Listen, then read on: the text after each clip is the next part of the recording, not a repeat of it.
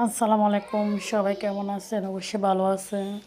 তো আজকে আবার বাঁধাকপি ভাজি করি। দেখুন কীভাবে আজকে ডিম দিয়ে ভাজি করার জন্য চলে এসেছি। প্রথমে একটু আদা বাটা দিয়ে দিয়েছি, তেল বসিয়ে দিয়েছি কড়াইতে। তারপরে দেখুন একটা ডিম দিয়ে দিয়েছি। তো ডিম দিয়ে একটু ভালো করে ভাজতে হবে, ভাজলে কাঁচা ভাবটা চলে যাবে, এই জন্য একটু হালকা আদা বাটা দিয়ে দিছি। এই যে দেখুন ডিমটা এখন ভালো করে একটু ভেজে নেব, ভেজে নিলে ডিমের কাঁচা ভাবটা গন্ধটা চলে যাবে।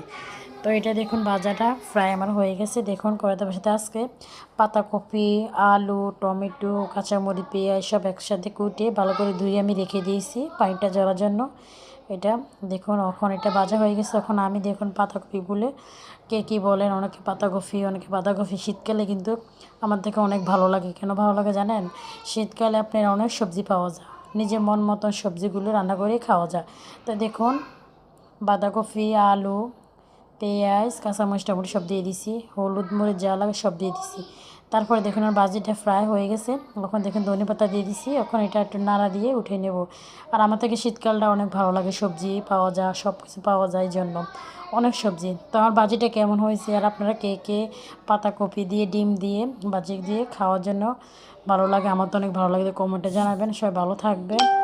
তো আজকে এই পর্যন্ত, আল্লাহ হাফেজ। সামনে নতুন ভিডিও আসবো। আল্লাহ।